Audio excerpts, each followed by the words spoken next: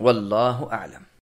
احکام بیت اللہ، یہاں عہد سے وہ حکم مراد ہے جس میں کہا گیا ہے پاک رکھنا گندی اور نجس اور بری چیزوں سے۔ عہد کا تعدیہ الہ سے ہو تو مانے ہم نے وہی کی اور پہلے سے کہہ دیا کہ ہیں۔ پاک رکھنے کا مطلب یہ ہے کہ ایسے بتوں سے بچانا، غیر اللہ کی عبادت وہاں نہ ہونے دینا، لغو کاموں، فضول بکواس، جھوٹی باتوں، شرک و کفر، ہنسی مذاق سے اسے محفوظ رکھنا بھی شامل ہے۔ طائف کے ایک معنی تو طواف کرنے والوں کے ہے، دوسرے معنی باہر سے آنے والوں کے ہیں۔ اس تقدیر پر عاکفین کے معنی مکے کے باشندے ہوں گے۔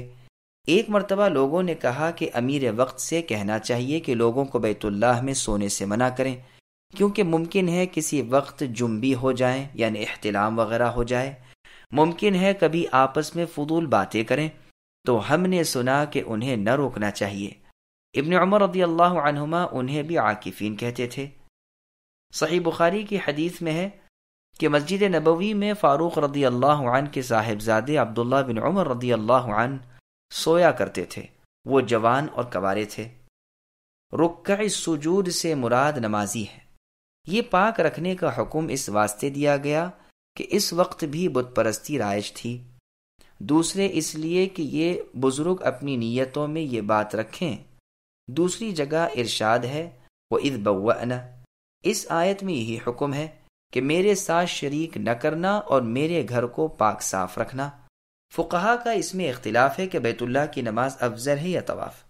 امام مالک رحمہ اللہ فرماتے ہیں باہر والوں کے لیے طواف افضل ہے، اور جمہور کا قول ہے کہ ہر ایک کے لیے نماز افضل ہے۔ اس کی تفصیل کی جگہ تفسیر نہیں۔ مقصد اس سے مشرکین کو تنبیہ اور تردید ہے کہ بیت اللہ تو خاص اللہ کی عبادت کے لیے بنایا گیا ہے، اس میں اوروں کی عبادت کرنی اور خالص اللہ کے عبادت گزاروں کو اس سے روکنا کس قدر صریح ناانصافی ہے۔ اس لیے اور جگہ قرآن میں فرمایا کہ ایسے ظالموں کو ہم دردناک عذاب چکھائیں گے۔ مشرکین کی اس کھلی تردید کے ساتھ ہی یہود و نصارہ کی بھی اس میں تردید ہو گئی کہ جب وہ ابراہیم و اسماعیل علیہ السلام کی افضلیت، بزرگی اور نبوت کے قائل ہیں، جب وہ جانتے اور مانتے ہیں کہ یہ شریف گھر انہی کے متبرک ہاتھوں کا بنایا ہوا ہے، جب وہ اس کے بھی قائل ہیں کہ یہ محض نماز و طواف اور دعا اور عبادت رب کے لیے بنایا گیا ہے، حج و عمرے اور اعتکاف وغیرہ کے لیے مخصوص کیا گیا ہے، تو پھر باوجود ان نبیوں کی تابعداری کے دعوے کے کیوں حج و عمرے سے روکے ہوئے ہیں؟ کیوں بیت اللہ میں حاضری نہیں دیتے؟ بلکہ خود موسیٰ علیہ السلام نے اس بیت اللہ کا حج کیا، جیسا کہ حدیث میں صاف موجود ہے۔ یہ حدیث مسلم کی ہے۔ اس آیت کریمہ سے یہ بھی ثابت ہوا کہ اور مساجد کو بھی پاک صاف رکھنا چاہیے۔ اور جگہ قرآن میں ہے فی بیوت اذن اللہ ان ترفع ویذکر فیہا اسمہ یسبح لہ فیہا بالغدو والآصال، یعنی اللہ تعالیٰ نے مساجد کو بلند کرنے کی اجازت دی ہے، ان میں ان کا نام ذکر کیا جائے، ان میں صبح و شام اللہ کی تسبیح اللہ کے نیک بندے کرتے ہیں۔ صحیح مسلم کی حدیث میں بھی ہے کہ مسجدیں جس کام کے لیے ہیں اسی کے لیے ہیں، اور احادیث میں بہت ہی تاکید کے ساتھ مساجد کی پاکیزگی کا حکم آیا ہے۔ امام ابن کثیر نے اس بارے میں ایک خاص رسالہ تصنیف فرمایا ہے۔ بعض لوگ تو کہتے ہیں سب سے پہلے کعبۃ اللہ فرشتوں نے بنایا تھا، لیکن یہ سند غریب ہے۔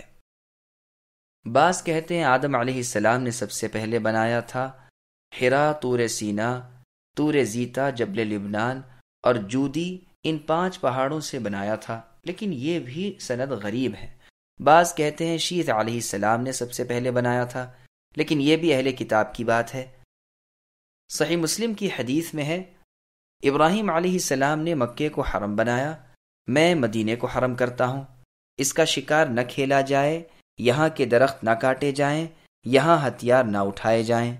صحیح مسلم کی ایک حدیث میں ہے کہ لوگ تازہ پھل لے کر خدمت نبوی میں حاضر ہوا کرتے تھے، رسول اللہ اسے لے کر دعا کرتے کہ اے اللہ ہمارے پھلوں میں، ہمارے شہر میں، ہماری ناپ تول میں برکت دیجیے۔ اے اللہ ابراہیم علیہ السلام آپ کے بندے، آپ کے خلیل اور آپ کے رسول تھے، میں بھی آپ کا بندہ اور آپ کا رسول ہوں۔ انہوں نے آپ سے مکے کے لیے دعا کی تھی، میں بھی آپ سے مدینے کے لیے دعا کرتا ہوں، جیسے انہوں نے مکے کے لیے کی تھی، بلکہ ایسی ہی ایک اور بھی پھر رسول اللہ کسی چھوٹے بچے کو بلا کر وہ پھل اسے عطا فرما دیا کرتے تھے۔ مکہ مکرمہ کی حرمت۔ انس بن مالک رضی اللہ عنہ فرماتے ہیں کہ رسول اللہ نے ایک مرتبہ ابو طلحہ رضی اللہ عنہ سے کہا کہ جاؤ اپنے بچوں میں سے کوئی بچہ میری خدمت کے لیے لے آؤ۔ ابو طلحہ رضی اللہ عنہ مجھے لے چلے۔ میں اب سفر و حضر میں رسول اللہ صلی اللہ علیہ وسلم کی خدمت میں رہنے لگا۔ ایک مرتبہ آپ باہر سے آ رہے تھے، جب احد پہاڑ نظر آیا تو آپ نے فرمایا یہ پہاڑ ہم سے اور ہم اس سے محبت کرتے ہیں۔ جب مدینہ نظر آیا تو فرمانے لگے یا اللہ، میں اس کے دونوں کناروں کے درمیان کی جگہ کو حرم مقرر کرتا ہوں، جیسے کہ ابراہیم علیہ السلام نے مکے کو حرم بنایا۔ اے اللہ، ان کے مد اور ساع اور ناپ میں برکت دیجیے۔ یہ روایت بخاری کی ہے۔ بخاری کی دوسری روایت میں ہے اے اللہ، جتنی برکت آپ نے مکے میں دی ہے اس سے دگنی برکت مدینے میں دیجیے۔ اور مسلم کی روایت میں ہے مدینے میں قتل نہ کیا جائے اور چارے کے سوا یہاں کے درختوں کے پتے بھی نہ جھاڑے جائیں۔ اسی مضمون کی دوسری بھی بہت سی احادیث ہیں جن سے ثابت ہوتا ہے کہ مدینے میں بھی مثل مکے کے حرم ہے۔ یہاں ان احادیث کے وارد کرنے سے ہماری غرض مکہ مکرمہ کی حرمت اور یہاں کا امن بیان کرنا ہے۔ بعض تو کہتے ہیں کہ یہ شروع سے حرم اور امن ہے، بعض کہتے ہیں خلیل اللہ ابراہیم علیہ السلام کے زمانے سے، لیکن پہلا قول زیادہ ظاہر ہے۔ بخاری اور مسلم کی حدیث میں ہے کہ رسول اللہ صلی اللہ علیہ وسلم نے فتح مکہ والے دن فرمایا جب سے اللہ تعالیٰ نے آسمان و زمین پیدا کیے تب سے اس شہر یعنی خانہ کعبہ مکۃ المکرمہ کو حرمت و عزت والا بنایا ہے۔ اب یہ قیامت تک حرمت و عزت والا ہی رہے گا، اس میں جنگ و قتال کسی کو حلال نہیں۔ میرے لیے بھی صرف آج کے دن ہی ذرا سی دیر کے لیے حلال ہوا تھا، اب وہ حرام ہی حرام ہے۔ سنو، اس کے کانٹے نہ کاٹے جائیں، اس کا شکار نہ بھگایا جائے، اس میں کسی کی گری پڑی چیز نہ اٹھائی جائے، ہاں جو اس کے مالک تک پہنچانا چاہے اس کے لیے اٹھانا جائز ہے، اس کی گھاس نہ کاٹی جائے۔ دوسری روایت میں ہے کہ یہ حدیث آپ نے خطبے کے دوران بیان فرمائی تھی، اور عباس رضی اللہ عنہما کے سوال پر آپ نے اذخر نامی گھاس کے کاٹنے کی اجازت دی تھی۔ ابن شریح عدوی رضی اللہ عنہ نے عمرو بن سعید سے اس وقت کہا جبکہ وہ مکے کی طرف لشکر بھیج رہا تھا کہ اے امیر سن، فتح مکہ والے دن صبح ہی صبح رسول اللہ نے اپنے خطبے میں فرمایا جسے میرے کانوں نے سنا، دل نے یاد رکھا اور میں نے آنکھوں سے رسول اللہ کو اس وقت دیکھا۔ آپ نے حمد و ثنا اللہ کی بیان کی اور اس کے بعد فرمایا کہ مکہ کو اللہ تعالیٰ نے حرم کیا ہے، لوگوں نے نہیں کیا۔ کسی ایماندار کو اس میں خون بہانا یا اس کا درخت کاٹنا حلال نہیں۔ اگر کوئی میری اس لڑائی کو دلیل بنائے تو کہہ دینا کہ میرے لیے صرف آج ہی کے دن کی اس ساعت یہاں جہاد حلال تھا، پھر اس شہر کی حرمت آ گئی ہے جیسے کل تھی۔ خبردار ہر حاضر غائب کو یہ پہنچا دے۔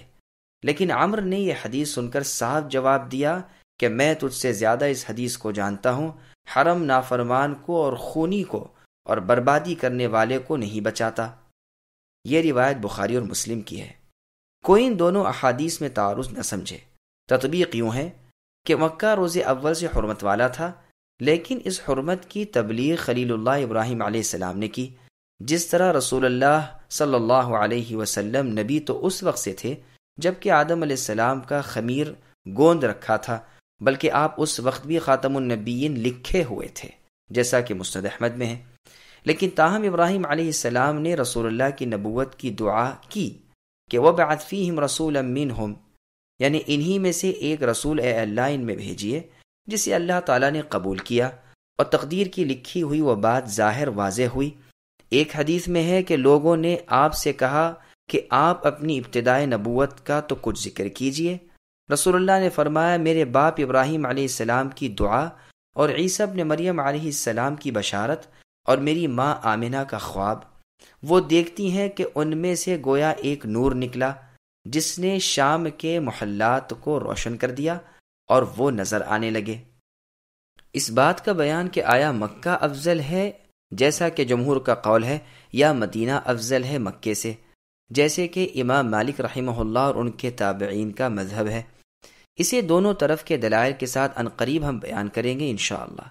ابراہیم علیہ السلام دعا کرتے ہیں کہ باری تعالیٰ اس جگہ یعنی مکہ مکرمہ کو امن والا شہر بنائیے یعنی یہاں کے رہنے والوں کو نڈر اور بے خوف رکھیے۔ اللہ تعالیٰ اسے قبول فرماتے ہیں، جیسے کہ فرمایا وَمَن دَخَلَهُ كَانَ آمِنًا، اس مکہ شہر میں جو آیا وہ امن والا ہو گیا۔